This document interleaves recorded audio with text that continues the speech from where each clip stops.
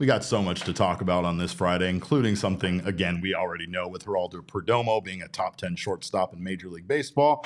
We also are discussing the Diamondbacks getting a C- grade on their offseason and why the bullpen is purely to blame for that. And guess what? We're also going to fix the bullpen by adding 2 relievers. We're doing all that right now. Don't you go anywhere.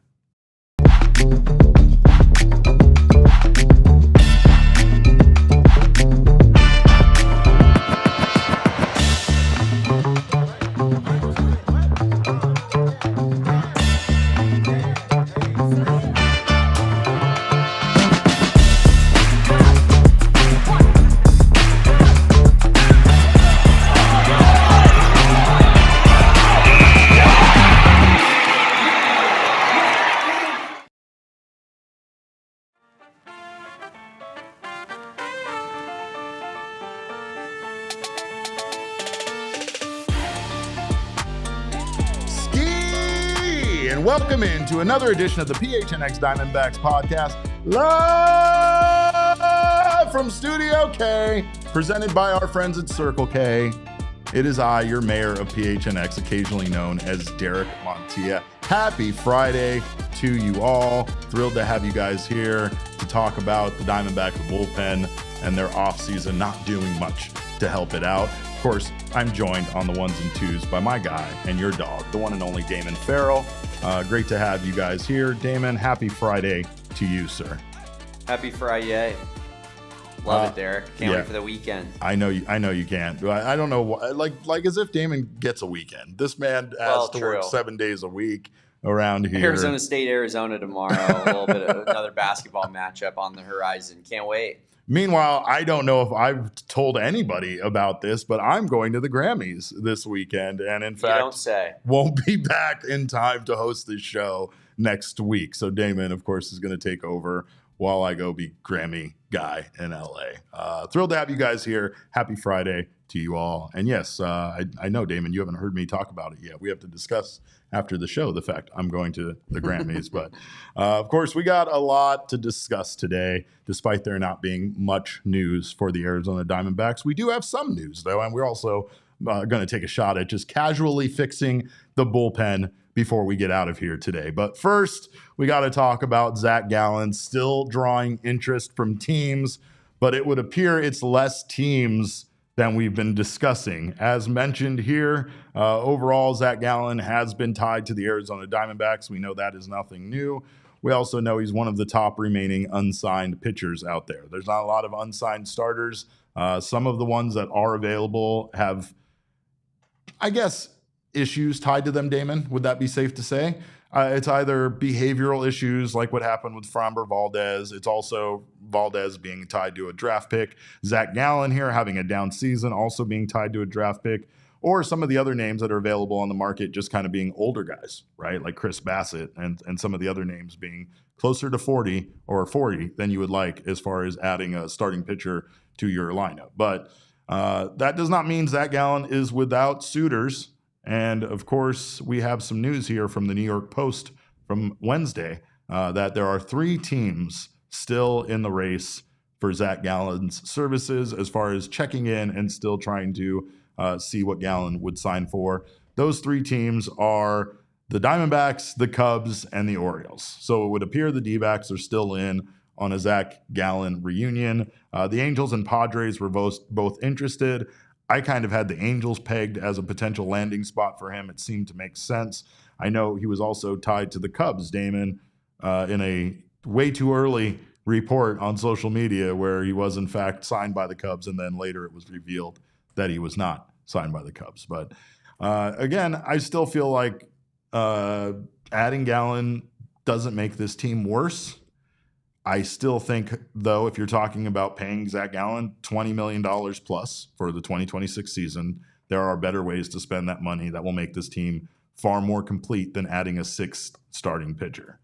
I'm conflicted, though, because the doomsday words of Corbin Burns before his 2025 season started was that no team ever gets through a season with just 5 starting pitchers. And it's hard not to think about that every single time. You know, you look at this roster, you look at the way it's constructed, you look at the starting rotation, and you think about what we went through just one season ago, right? I also say that in regards to the depth in the minor league system. We had Cole Drake on yesterday, who is an amazing, talented pitcher who very well could be in the mix for a depth starter role to make his debut in Major League Baseball this very season if the Diamondbacks don't go out there and add another starting pitcher to this rotation, because things get, kind of light there after that first, that starting rotation. So again, there could definitely be moves still made, and Zac Gallen could be one of those moves. We, meanwhile, are going to discuss how we would rather spend the money on one free agent reliever and trading for another. One guy, though, that will definitely be good in 2026 is our guy, Jerry P. And according to the most recent MLB Now ranking the top 10 shortstops in all of baseball, Geraldo Perdomo was ranked number 6th overall among MLB shortstops for the 2026 season. Before we go any further, Damon, what are your thoughts on Bobby Witt Jr., Corey Seager, Francisco Lindor, Gunnar Henderson, and Mookie Betts all being considered better shortstops than Geraldo Perdomo? My thoughts are Bobby Witt, sure. Francisco Lindor, sure. Anyone else, literally get the bleep out of my face. Derek, I was this close to actually just throwing an F-bomb in the 6th minute of this show right now. We can't do that until the 66th minute. Yeah, we gotta go. Sure. We gotta go wait a little bit longer, so it doesn't, because it's supposed to be a non-explicit podcast. But I'm sorry. Does that say Corey Seager in the year of our Lord 2026? Second best shortstop in all of baseball. Brother, 2023 was a long time ago. Long time ago. What's he done since? Gunnar Henderson was trash last year. What are we talking about? Behind Geraldo Perdomo, we have Trey Turner, Jeremy Pena, Ellie De La Cruz, and Zach Neto. Who even are those people behind him? I've never even heard of Trey Turner, Ellie De La Cruz. I don't know who those people are. That's the class they want to put in Geraldo Perdomo with? Mookie Betts, Derek? What? Did I watch a different sport than everybody last year? I'm curious. I don't even feel like I need to be on the show for this portion. I just feel like this entire thing should just be a Damon meltdown. I have remember kids up there because I'm ready to end the freaking podcast. Are you serious? 6th? You're gonna tell me my guy's not a top 5 shortstop when he literally last year was number 1? Undeniably, he was number 1 last season in terms of all shortstops. 290 batting average, Best 20 in home baseball. runs, 100 RBI. 851 OPS, all while playing solid defense at shortstop. Being the greatest leader that's ever walked onto a baseball diamond. How about just the power of friendship? You could say great things about all of these guys, sure, but what about the huge step forward that Geraldo Perdomo took from 2023 to 2025? From essentially being a guy that was considered to be out there primarily for his defense and his vibes, to being one of the best offensive players on this team, a team that also has Corbin Carroll and Ketel Marte as a part of it. Well, and I'll say that, to me, and I always said this, and me and Jesse would argue about it all the time. It was that's how this Perdomo take became a thing, is because we would be talking about it, and Jesse'd be like, Jordan Lawler's the shortstop of the future, and I'd go, I'm sorry, is the guy who was an all-star at 22, is that we're throwing him in the garbage? He's a garbage man. Yeah. We don't want that guy. And it's he just doesn't project to be better. And I'm like, why is that? Because he's the only low 20-year-old player in the history of the sport who apparently can't improve upon his game despite, getting a call up to the majors at 20 when he was nowhere near ready and having to play for an injured Nick Ahmed. His early flashes weren't his best baseball. He should have been in Double A. Yeah. And he was playing Major League Baseball, and he still was hitting 200, which is okay when you consider how horrible the circumstances were for him to be playing there. And then now you see, I think the flashes you saw in 2023, Derek, even when he wasn't the guy that he's been the last 2 years, was situationally, he's as good as it gets. You got a runner in scoring position, he's the risk king. We started that in 2023 for a reason. He's walking at an extremely high rate, even in 2023 when he wasn't that great of a hitter. Sure. Like, he's still bringing a lot of positive outlooks to the table and contribution to the table. Mm-hmm. And then he became an actual star hitter.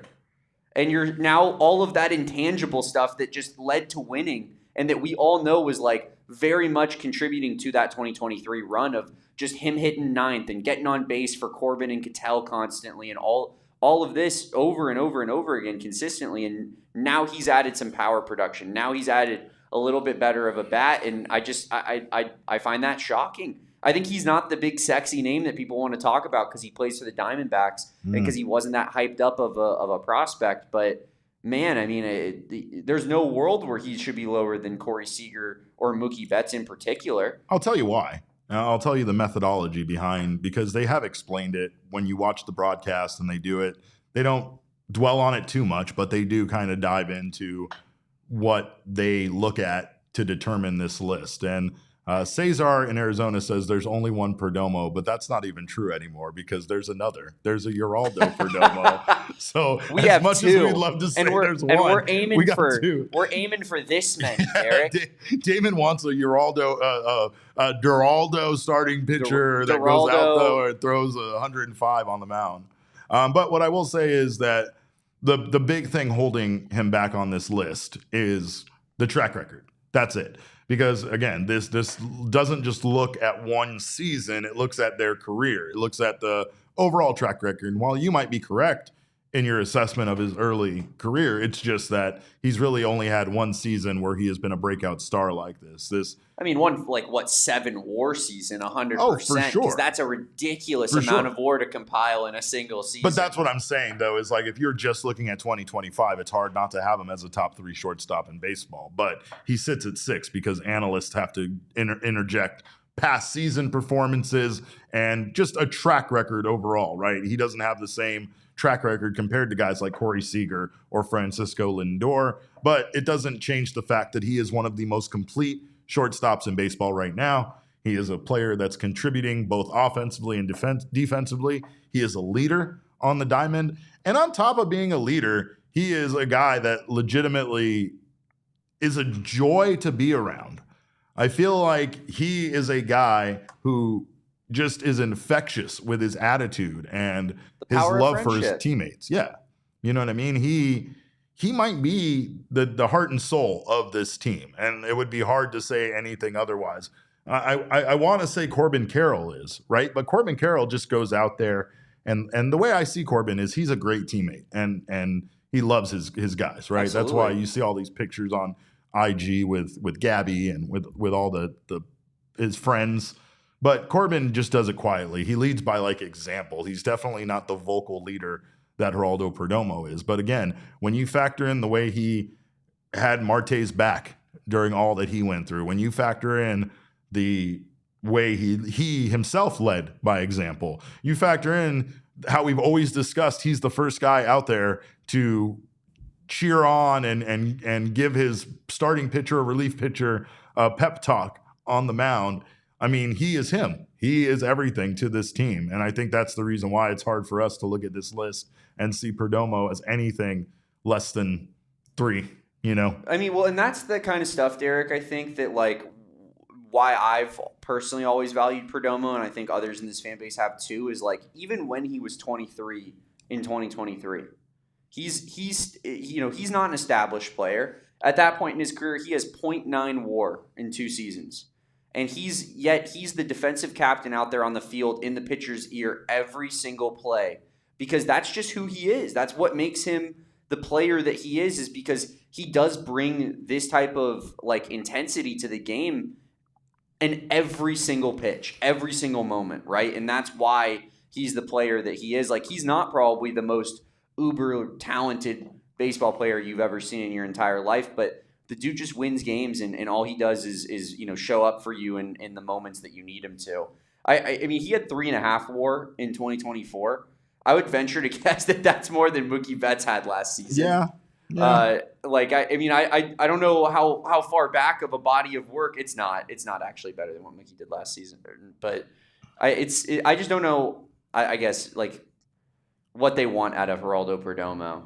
I guess, to play for an organization that they like a little bit better, maybe? No, do something close to what he did last year again next year, and that this will change. I think that's it. I think it's just a matter of seeing him replicate it in more than one season, even if he doesn't have a season as historic and as good as this one. He still should, again, we know what he is, and we know that this version of Geraldo Perdomo is only going to get better. So again, he'll be higher on this list next year. Well, I mean, he was higher on the NL MVP voting than he was on this list, Derek. That's true. Well, like I said, that's the reason why I wanted to bring at least a little bit of clarity here, that as much as we want to scream about all of this and say that these guys are idiots for not having him ranked higher, it is because they factor in guys with longer track records, even if they had worse seasons than Perdomo in 2025. You know who else we could throw on there, Derek? I'm trying to maybe like Carlos Correa. Oh, here it comes. I was trying to get you to put the pitchfork down. He used to be really good. Like that guy was like a star at one point. I'm trying to think because there's some really solid ball players out there. Look at you, just keep lighting that torch up, don't you? Do you still think like Jimmy Rollins, maybe Jose Reyes? We could throw them on the list. We're gonna go to a break. They were great, so that Damon can chill out and relax and maybe not crash out so hard about this. Jeez. We're gonna talk on the other side of this break why it's not Geraldo Perdomo's fault the Diamondbacks got a C- on their offseason by Bob Nightingale. But we are going to talk about definite reasons why they did get a C- and why that grade definitely feels fair based on what they did. We're going to do all that on the other side of this break. Don't you go anywhere. You're watching the PHNX Diamondbacks show. Well, it's the weekend, and weekends are for Pure Edibles, so make sure to check out the full line of candies from our friends at Pure Edibles, because they make more than just gummies, and their gummies aren't covered in sugar like every other company you'll find out there, but they do have a wide variety of candies, including gummies to support sleep, as well as gummies that have uplifting effects derived with unique cannabinoids. They also have kicks, which are their version of Starburst, chews, which are soft candies like caramels, and hard candies as well. And the Pure company has some amazing effects which are listed on each tin, along with the delicious flavor of each candy you get. They also have a collaboration with Mother Road Brewing Company, one of my favorite breweries here in the state, and one of the best IPAs in all the land. Tower Station IPA is now brought to you in a THC form. This new offering captures the crisp citrus and piney hops of Arizona's favorite IPA, but with a smooth THC twist in an all-in-one device. So do not miss this new collaboration or any of the wonderful candies Pure Edibles has to offer. Go find yourself some Pure Edibles products from one of over 130 dispensaries across the state of Arizona. And everyone needs a checking account, so now is a great time to open one with Mountain America Credit Union, because you want a checking account that gives you built-in benefits. Mountain America's My Style checking account has perks just for you, including restaurant deals, mobile phone protection, telehealth access, and identity protection. They offer loan rate discounts. They also offer discounts on travel and events, and so much more, with new perks coming up every day. So make My Style your lifestyle at Mountain America Credit Union. Visit macu.com/mystyle to apply. Get yourself a checking account that actually gives back to you and doesn't just take your money away. Insured by NCUA, membership is required based on eligibility. Some benefits require no cost registration activation. Terms, conditions, and exclusions apply. Well, there's talk by Katie in the chat about if Torrey gets to be the decider on a captain. That's interesting. I'm not sure who does get to decide that, or if they even have one. But I'll tell you this much. I don't think that there would be any debate about who would be the captain on this Diamondback squad, that's for sure. There might be a little debate about the grade that USA Today's Bob Nightingale and Gabe Lax offered for the Diamondbacks. They offered a letter grade for every MLB team's offseason, and their grade for the Diamondbacks was a C-. Not exactly a good grade, not exactly a bad grade. Damon, C's get degrees, am I right? Right? I guess. It's not. I think I got 1 C in my entire life, Derek. Oh, yeah. I remember it. Mine was in English one time, and I was furious. And it was in high school, and my mother was also furious with me. But, again, that's because the Diamondbacks did not really address all of their needs this offseason. One thing when it comes to what they had to do, I mean, you got to give them credit for the fact that they were able to go out and get 2 starting pitchers for their rotation that only had 3 starting pitchers as a part of it.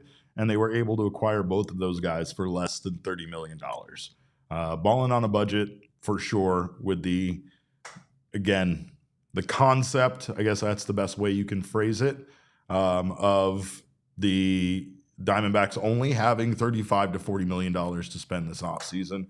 We knew it was going to be difficult for them to address all of their needs, and you could argue that one of their bigger moves didn't necessarily address a need they needed to address, right? They did re-sign Merrill Kelly, and they bring in Michael Soroka. So those are their starting pitchers moves, but then they acquired Nolan Arenado. I'm not saying it's a bad deal at all. I love the move to get Arenado, and I do believe it makes this team better. I think it's also on an incredibly savvy deal where the Diamondbacks only have to pay Arenado $11 million for the next 2 seasons. But again, it was addressing third base that I really didn't feel like needed addressing. It does bring versatility, though, overall to the Diamondbacks, and it's hard to argue that, seeing Nolan Arenado playing first base, while he's, or at least taking grounders at first base and talking about a willingness to play over there, feels like the Diamondbacks have options as the season progresses if things don't go their way, and it does feel like a solid addition to this lineup. It also allows them to perhaps, again, address an outfield need by moving Blaze out there.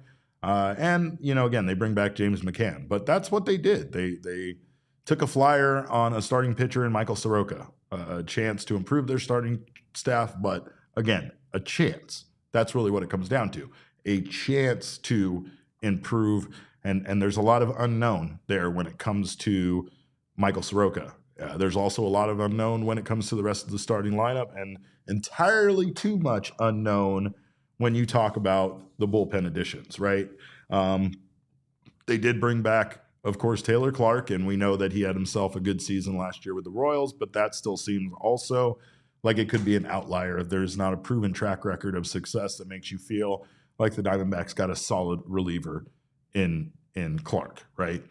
Most likely, though, he is going to be in the pen. Most likely, we're going to have, some of the familiar faces from last year in the pen. We're going to have Ryan Thompson and Kevin Ginkel in the pen. We won't have A.J. Puck and Justin Martinez. We know that.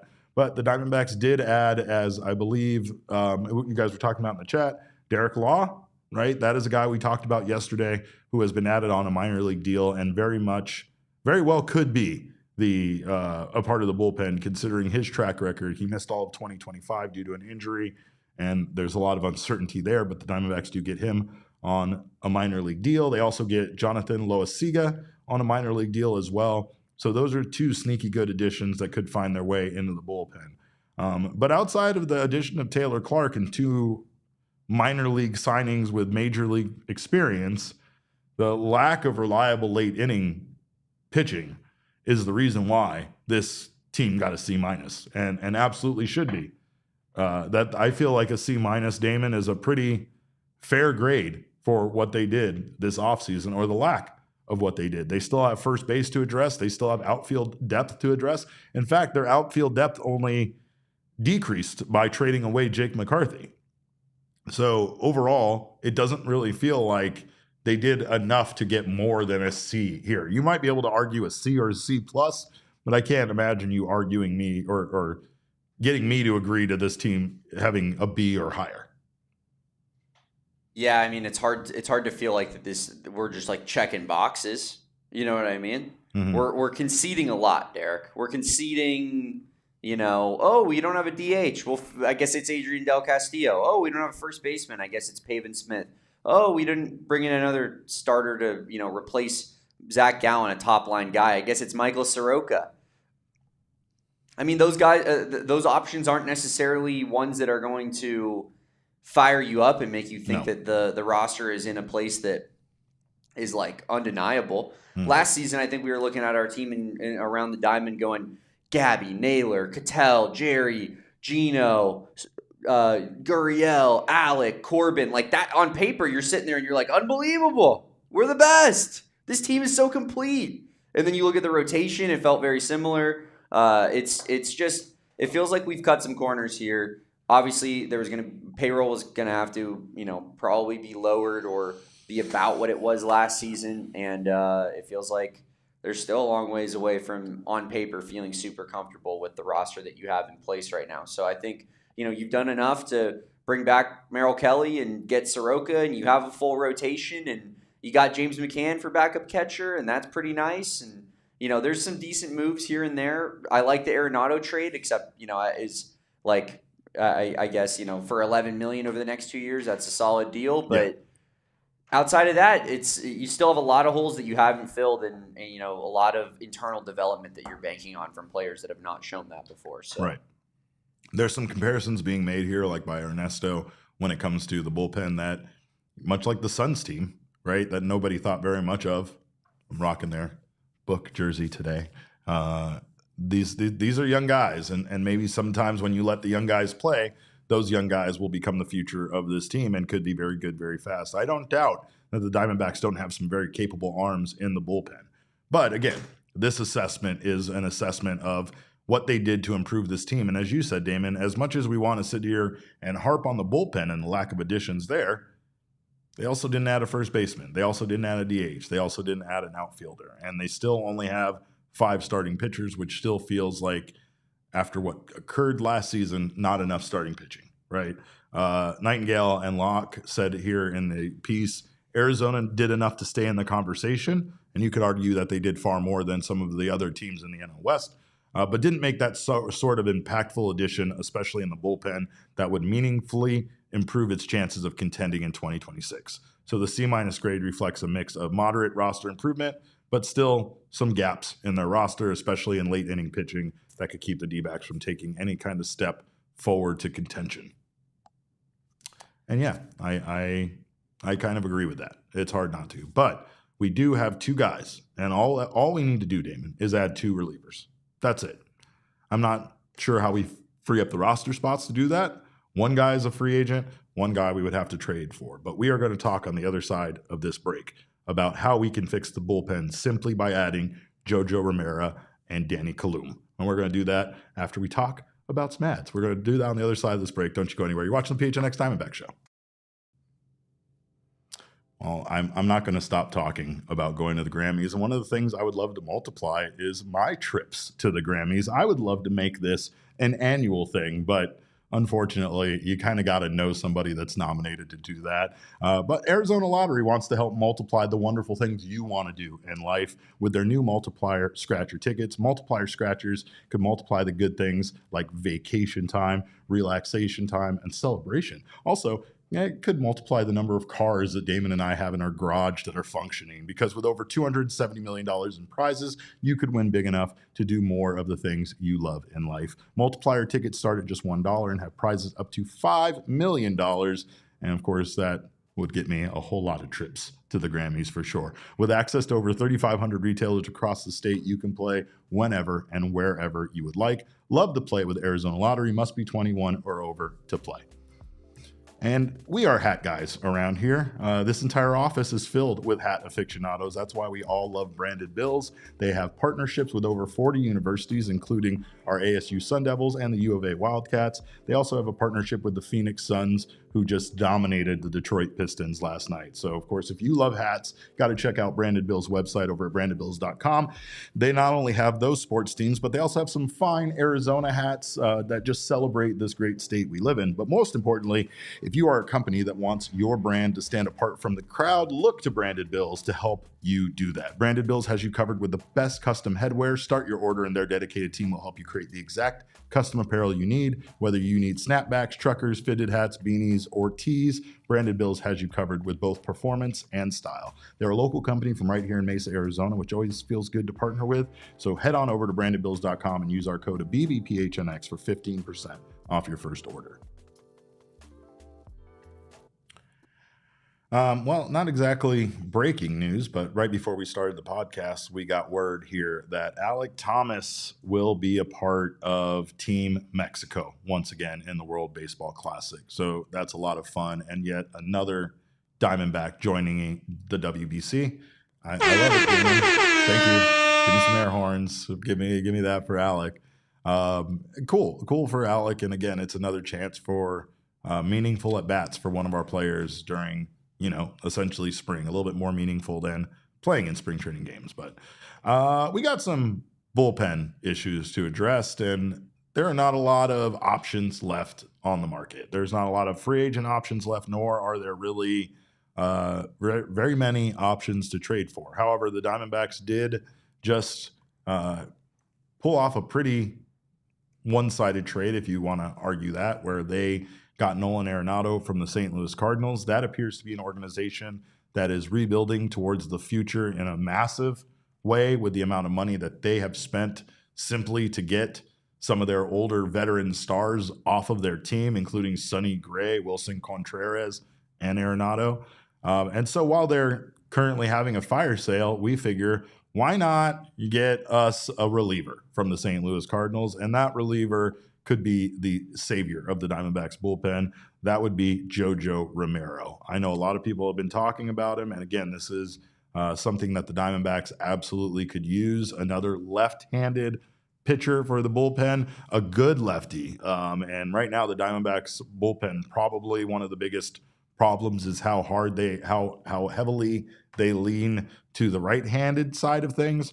Romero would just give Torey Lovullo a trusted left-handed option who isn't just a loogie. He can handle full innings. He can go out there and get you late inning, high leverage situations, and he's huge in those postseason style games. He's a ground ball machine, so he would absolutely be a perfect fit for Chase Field. He's not quite a strikeout artist. He keeps the ball on the ground, limits hard contact overall, and that just pairs very well with Nolan Arenado over there at the corner, and Ketel Marte obviously at second base. He has pitched in high traffic situations, playoff adjacent pressure games, late inning high leverage situations. He does not get rattled. He could be the Diamondbacks' bridge closer going forward, or at least a setup guy that gets them through those late inning high leverage roles. But if you take a look at his stats here from 2025, he's one of the best relievers in the game. Posted a 2.07 ERA. He had a 3.28 FIP, which would suggest that ERA definitely a little. There's a little luck that goes into that ERA. Meanwhile, his WHIP actually pretty high there, 1.246 when you compare it once again to that ERA. The reason for that is because he did have a high walk rate last year, so he walked a lot of guys, but it just did not translate into runners crossing home plate. So again, it's a guy that knows how to get outs and knows how to stay away from trouble because he doesn't allow a lot of runs to score. But like I said, he did have himself a pretty high walk rate. He was good for 1.7 baseball reference WAR. And these numbers are actually impacted a lot by the fact that, again, he was on a pretty bad St. Louis Cardinals team and he was still able to put this up, right? Like, I'm not going to say that everybody on a bad team is going to put up bad stats or have a bad season. But again, this is on a year where the Cardinals weren't a very good baseball team, yet he was going out there and doing that. And just overall, there's not a long-term payroll commitment. He has 1 year of control, and that's the reason why the St. Louis Cardinals would probably want to move him, and it wouldn't cost a lot because it doesn't feel like the Cardinals want very much. It would probably involve a mid-tier pitching prospect or, perhaps a lottery ticket style bat or an organizational depth arm. But it's not going to cost a lot from the St. Louis Cardinals. They just want to add controllable young pitching to their minor league system, something the Diamondbacks do have more of now after the trade deadline of 2025. And then Arizona can easily upgrade their bullpen, and not only upgrade their bullpen, but make their bullpen formidable when you talk about the return eventually of Justin Martinez and AJ Puck with Jojo Romero as a part of it. If Andrew Saalfrank can find a way to keep his, consistency from last year going into 2026, it feels like the Diamondbacks now have a bevy of arms that you can trust in the bullpen with simply the addition of Romero, right? And again, the cost is low. You're talking about a prospect from the Diamondbacks in the teens.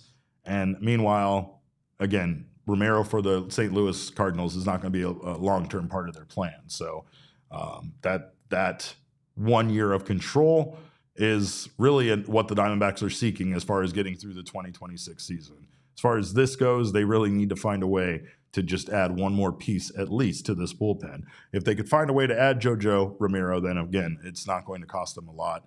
And this is a guy that just doesn't get rattled out there on the mound. So, but again, if he cannot be the name that fills the need for the Diamondbacks, perhaps a little bit older of a guy. Oh, and one thing I did want to say is both of these relievers we're talking about had an incredible ERA plus. JoJo Romero's ERA plus was 200 in 2025, and Danny Colum's, who we're going to talk about now, was 176. And this is a guy who's a veteran reliever, and he also had himself a great season. He is another late inning lefty option, someone who can help neutralize the NL West left-handers that we have to deal with.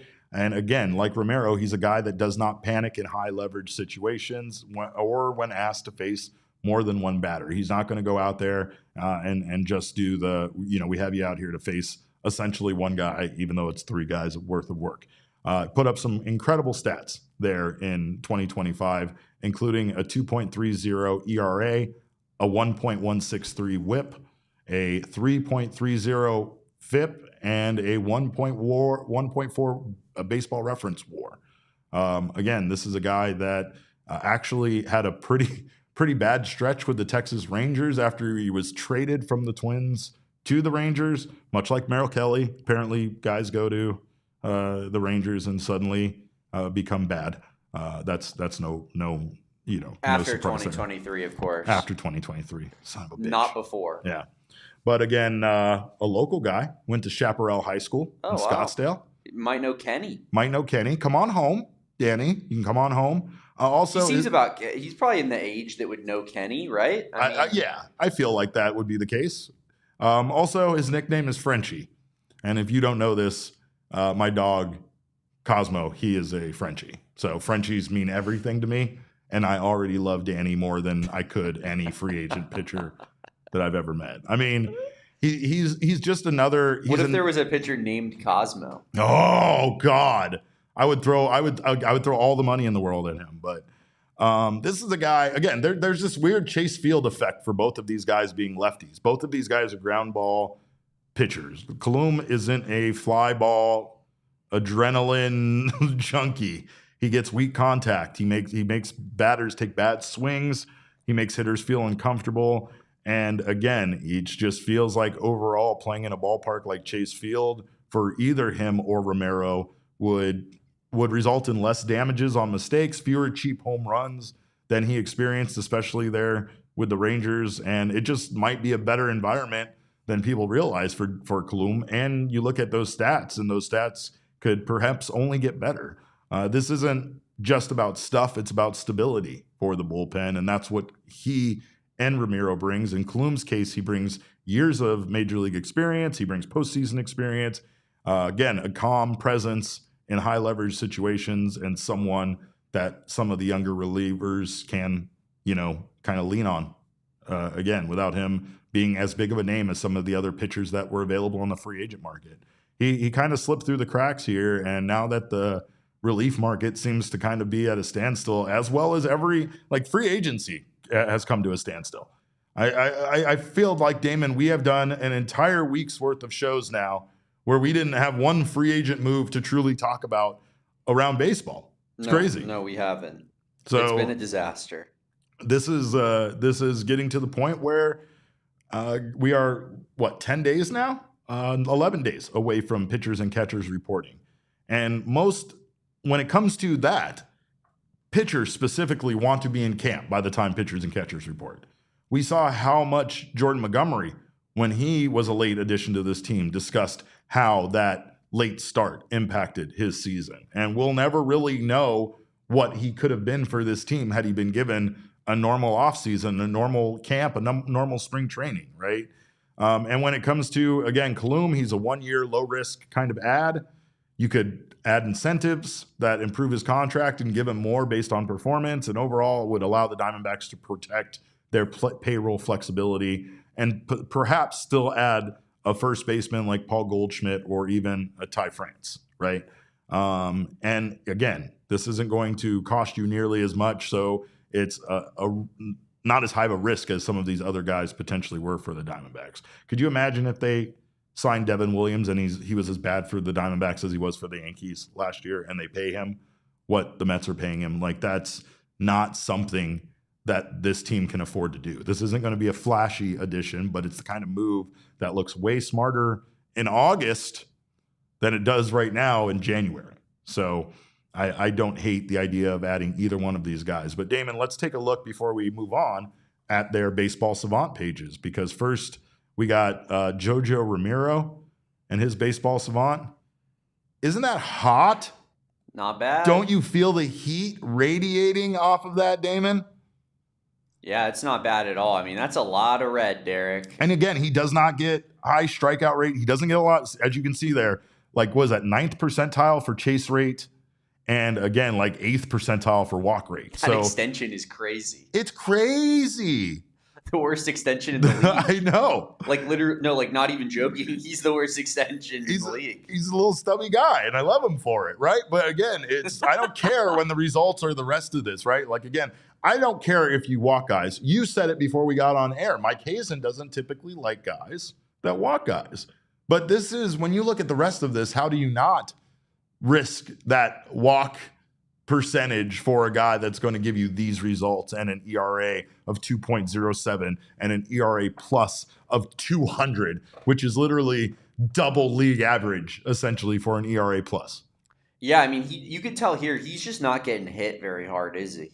Like, his average exit velo being that high, his ground ball percentage being that high, hard hit percentage being that high, barrel percentage, like, he is really just he's keeping it to soft contact. Right. And I think that is obviously what's making him successful as a pitcher. Is that dangerous, though? Is that something that can just turn on a pitcher when you, because like it's not like he has stuff. When you start to lose it, I think it goes fast. But I don't know that he showed signs of cracking last season. But yeah, I mean this has got to encourage you a little bit and make you feel like this could be a move that really could settle some things in this bullpen a little bit more than what we currently have. But yeah, I mean, Jojo Romero, who knew he was him like this? Yeah, I mean, and again, right? And Danny Kalum, when you look at let's take a look at his Baseball Savant page too. Same kind of deal, like not quite the red that you see here on Jojo Romero's, right? And yes, it's not qualified. So I'm really just talking specifically about what it would have been. But like Damon, I mean, still a lot of red here and great numbers for a guy that is still on the market, right? Mm-hmm. And similar here as far as their weaknesses go. Yeah. They both walk guys. They both don't have great extension, but they get soft contact and they both get outs. And again, these are two guys who could possibly thrive playing 81 games at Chase Field. Yeah, I mean, this looks pretty solid as well. Obviously, factoring in that he doesn't have the qualifying numbers here, but let's just imagine that he did. let's imagine it. You're right. Like it's a lot of barrel percentage, a lot of hard hit percentage. Average exit velo, both very good for both of these pitchers. Looks like Romero's a little bit more of a ground ball pitcher than Kalum is. One differentiator there. So I don't know if that scares you maybe a little bit more with Kalum, that like when it goes, it's probably going to lead to more hard hit balls in the air, which is specifically obviously bad in and of itself rather than ground balls particularly. But yeah, I mean, another pitcher that clearly would help this team and I'm definitely interested. I would rather have Jojo Romero, but I guess that's why Jojo Romero is on a roster right now. Correct. Right? Is because he's a really good pitcher. He might be one of the best pitchers on the Cardinals team right now. Oh, on the Cardinals? Absolutely. Yeah. That bum-ass team. But Ernesto puts here in the chat, what would be like a realistic trade for a JoJo? I think that those are personally like way above. Way too high. Yeah, way too high. James Groover and JD Dix, I don't think you have to trade either one of those guys. I'm going to give you a name. Tommy Troy and Drew Jones. I don't think you have to trade either one of those guys for him. I think it's like one arm in the rotation. I'll give you two arms. I'll give you David Hageman, who was one of 3 starting pitchers we got back in exchange for Merrill Kelly from the Texas Rangers, or Ashton Izzy, a right-handed pitcher. Now, Hageman last year was the 15th top prospect in the Diamondbacks organization. Ashton Izzy, a guy we like a lot, he was 18th. So I'm sticking with Izzy. Oh, I love Izzy. I love it. He follows our Twitter account. So, I mean, again, we will not be smirched. I didn't even know that. Now I really like him. No, now we've never been bigger fans of the guy. We're tied to Ashton Izzy is what we are. Right. I hear you, Ernesto. I just don't think that. First off, the Dbacks farm system is pretty solid at this point. It's not like the best in baseball, but I think after retooling at the deadline, like it doesn't look bad, and there are a lot of intriguing players on there. I don't think that a relief pitcher holds all that much value when you're a team that is not contending and you're a team that is trying to sell. I mean, the Cardinals are getting rid of every good player on their roster this offseason, trying to be like, Red Sox, you'll take Contreras. Okay, we'll pay half his contract. Dbacks, we'll pay 75% just for you to take Arenado. Who wants Sonny Gray? Like, they're trying to fire sale the roster, and if they could get an arm that is intriguing, like a Hageman or like, a Yumin Lin or something like that for a pitcher like Jojo Romero, I think they would 100% take it. But I guess, I'm not in the room there. That's just me just trying to kind of help things formulate what a player's value would be without having any actual idea. Robert asks, do we have anyone to teach guys to throw a splitter? His name's Justin Martinez. I don't know how they're going to start throwing 100 when they throw these splitters, but man, is that splitter nasty. We'll have to figure it out. Also, when it comes to having someone to throw a splitter, we do know a guy that can teach them how to throw a football slider. So there's that. We'll figure that out. That's a talk for another time. Damon, I did want to confirm for you. Yeah, you got stiff wrist, throw it like a football. You got to you were on point there about Danny Klum, by the way. 36 years old. Kenny Dillingham, 35 years old. Dude, they totally knew these guys had to have been best friends. That's all I can say. 100% they knew each other. Yeah. They were buddies. So get Dilly to help us out. Let's make a deal happen. Let's bring Danny back home to the Valley, and let's hope this bullpen can be better. You add either one of these guys, and things look considerably better. Maybe people that don't know ball might not be excited about these additions, but if you now, as an informed Diamondbacks fan, see in the next week or so the Diamondbacks add either of these players, know that C- probably could be bumped up, maybe to a B-. Maybe. I don't know. Do something about the bullpen, and we'll give you a better grade. We're going to take, of course, a look here at where the Diamondbacks ranked on the Athletics farm system ranking, but we also have some news here about the Reno Aces staying in Reno. Damon, I did first want to let you guys know that our diehards. That's not a conversation I want to even be. I know. We'll get there. And I'm sorry to my people in Reno because my Aces folks, they know I love the org. I love the org. There's a lot of Tucson history with that Aces team. I'm not going to sit here and act like the decision to move a team from an hour and a half away from its AAA facility is a good one, because it's not. Yeah, it's not. Everyone knows that the Tucson Sidewinders should still exist. Maybe even the Tucson Toros. That was even before the Sidewinders, but don't even get me started. I would kill for the Toros back. I mean, the Toros had the sickest uniforms in the sport. Yeah. Well, they had like the Tequila Sunrise Astros jerseys, but they said Toros on them across. That was because they were an Astros affiliate. Yeah, like Craig Biggio played for them and stuff. Yeah, that's right. That's when I, as a child, fell in love with the Astros because of that. Honestly, I was a huge Craig Biggio and Jeff Bagwell fan. The Killer Bees, they were amazing. Absolutely. You were a kid back then? I was a child. I was a child when that happened. So I don't understand how that. No way. We were different ages. That's for sure. And Berkman, I remember the Killer Bees, brother. That was my early childhood. I mean, I'm sitting here and I'm wondering. I had a Bagwell jersey stolen from me at work that I used to have on the back of my work. There we go. I think we're getting there now. Were you 22? Look, I started as a child at one point, and then I grew into an adult that was made to go out into the workforce, Damon. It doesn't change. You were my age right now and being like, dude, when I was growing up, those guys were nuts. It's not great.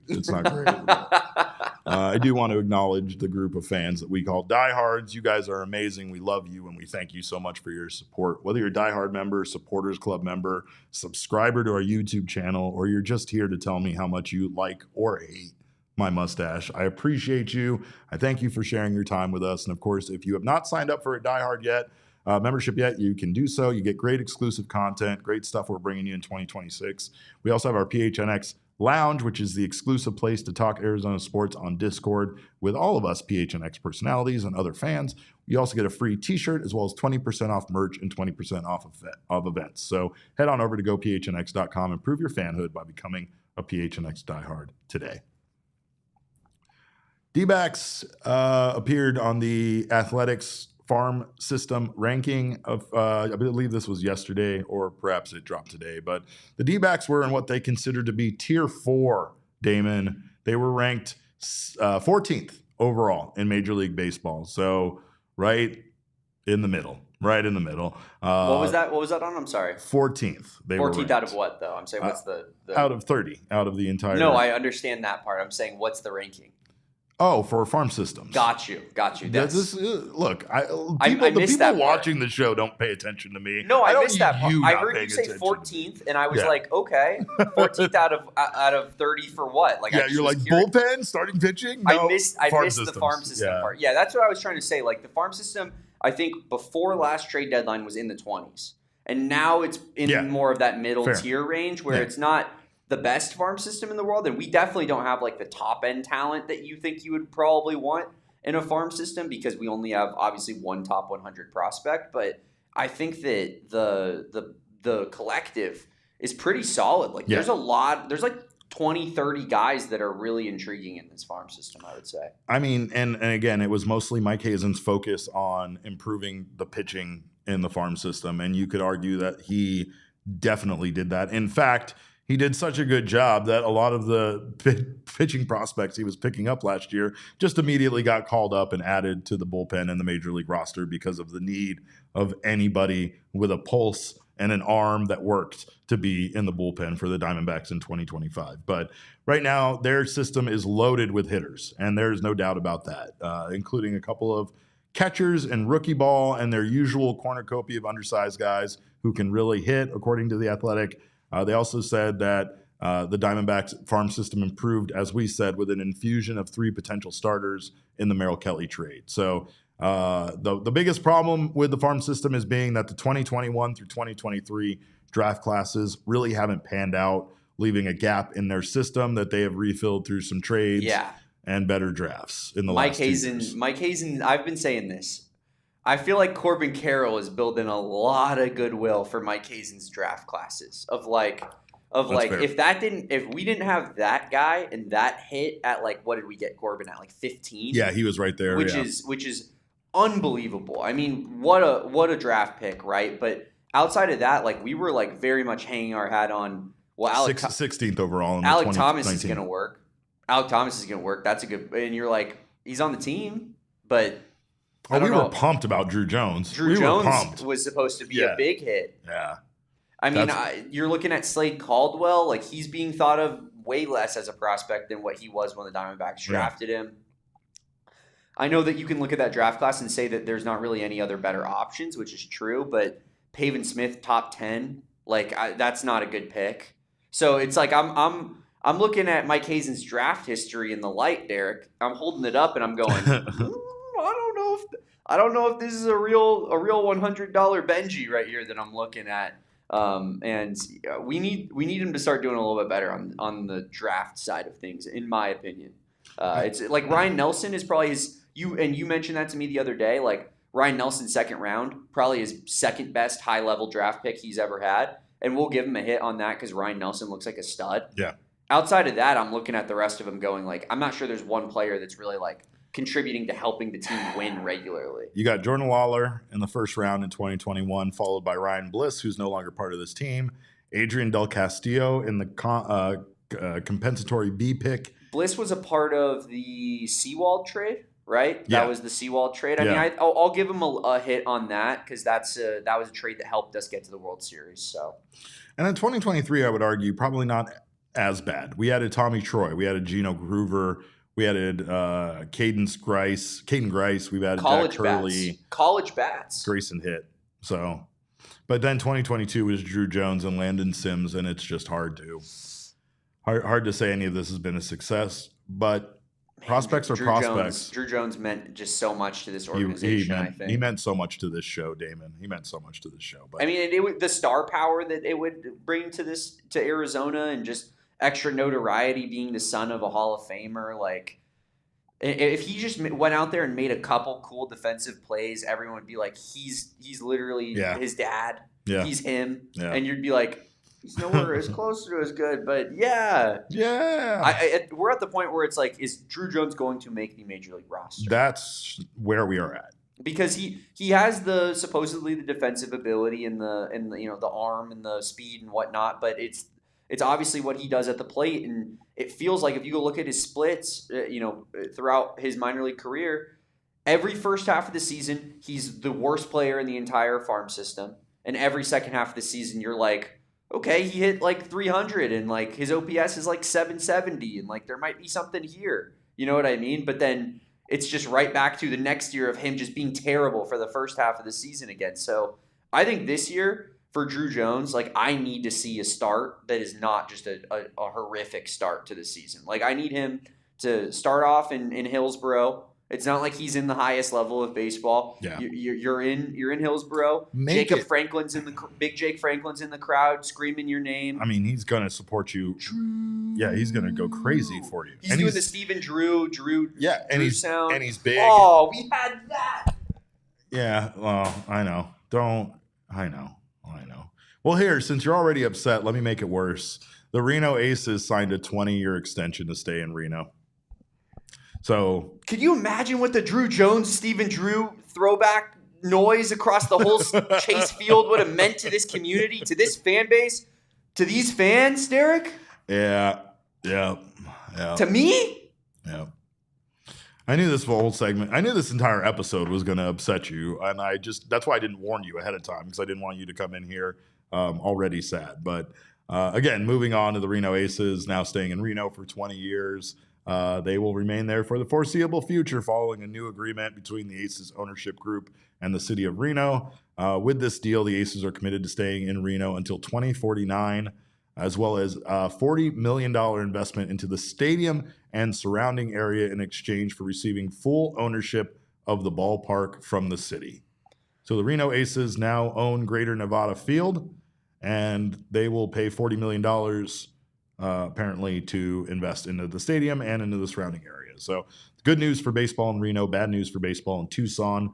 Yes. I don't think it was ever really in the cards, but it is ridiculous that it's just not a thing anymore, because it just makes way too much sense to help grow your fan base and have players that close to home. Well, the Aces are just such a boring franchise. There's rarely things that come out of the Reno Aces that make me excited, whether it's jerseys or like I like when they do their minor league stuff that's fun, but even their alternative identity of being the Silver Sox or whatever is boring as hell. Like there's just nothing exciting about the Reno Aces. Meanwhile, before 2007, they were the Tucson Sidewinders from 98 to 2008.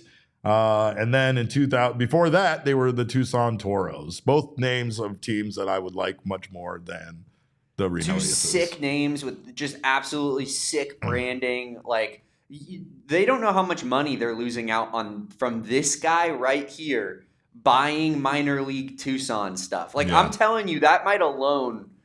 It could have funded the team. Float up the entire operation because I'm buying it all. I have everything. It would have covered a decent percentage of the $40 million that they need to pay for reinvestments into the ballpark and the surrounding area. You think I'm kidding? I wouldn't buy a car. I would buy everything that they have in the Tucson Toros / Sidewinders gift shop. And yeah, I mean, the branding was obviously much cooler back then. As Katie says, I think that this is interesting just in terms of what it means for pitching development with the Diamondbacks organization, just because like no one can pitch in Reno. No one can pitch in Amarillo. And it feels like the Diamondbacks are almost just like they're not that like they're fine with it, but that almost like they're using that as part of their development process to be like, hey, it sucks pitching here, so it's going to be better when you get to the majors or something like that, because it doesn't really make much sense for me other than that thought process, that line of thinking, to continue to play in such high elevation ballparks where your pitchers are going to have ERAs of 6s,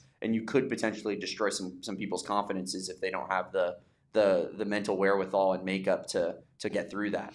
I mean, we were talking about it with Cole Drake yesterday, right? Like you can't worry about it as a pitcher, but I feel like I might have scared him off when I told him that a 5 ERA is like basically you're a stud in Reno. It's the truth, though. Yeah, he heard that and he was like, oof. Yeah, he was like, I do not want to go there. Book's journey brings up a great point, though, Damon, and it's the last hope for you to have a team back in Tucson. That is that the relationship between the Diamondbacks and the Reno Aces is not guaranteed for the next 40 years. Gotcha. And as we've seen, minor league teams can switch, organizations all the time. Perhaps the Reno Aces eventually become the minor league AAA affiliate of the Las Vegas Athletics. Seems like that would make sense considering that they share the same state. But that's honestly not a bad point, and we could be something that we're looking at down the road of like, yeah, the Aces, they'll be around, but it's, it might make more sense to them to be the A's minor league team rather than the Diamondbacks. And then what does that leave us with? I don't know where the A's stuff. Las Vegas Aviators, I believe, is the A's affiliate. Is it really? And they can't play in the same city, so the Aviators are going to have to get the hell out of there. Well, unless they Thus, moving the Aviators to Tucson and bringing back the Tucson Toro Sidewinders. We'll call them both names. That's what we'll do. It would probably be the Sidewinders if we're being real. Sidewinders. But let's do it, dude. That would be electric. I'm down. We got all this Sidewinder stuff in the office because I know. Espo used to work for him all the time, so I get to see all this sweet Sidewinders gear. And jersey in a frame and stuff. It's great. It's great. But, so cool. Again, I don't know if I've mentioned this, Damon, but I'm going to be going to the Grammys this weekend. I may have said it once or twice around the office or potentially on the show, but I will not be here next week on Monday, Tuesday, and Wednesday. So first I'm hearing of this. Yeah, the show is not being canceled. My guy Damon is going to hold things down for us. So thank you for doing that. And again, there's no guarantee that after I fill my belly with butterbeer and see Mega Ran hoist a Grammy trophy above his head that I'm going to come back from California. I thought you said you were going to call in. No, I might be a Hollywood guy from that point on. From my understanding, he's already had to sign a NDA without me being present for some conversation he had. So, and I don't get to know. I don't get to know until I get out there. So, I'm pumped though, man. Again, if you guys do not know who Mega Ran is, he is the guy that sings our Mailbag Monday song, even though that's just a song I stole from him that I like, that I thought went well with our Mailbag Monday stuff. And he was like, fine, use it. But again, nominated for Best Children's Album, and cannot wait to go out there and see him. Buddy's Magic Toy Box, right? That was the first one. It's Buddy's Magic Treehouse is the second one. Yeah, Treehouse is the second one for sure. Which one do you like better? Oh, that's hard. Toy Box, I think, lives in my heart.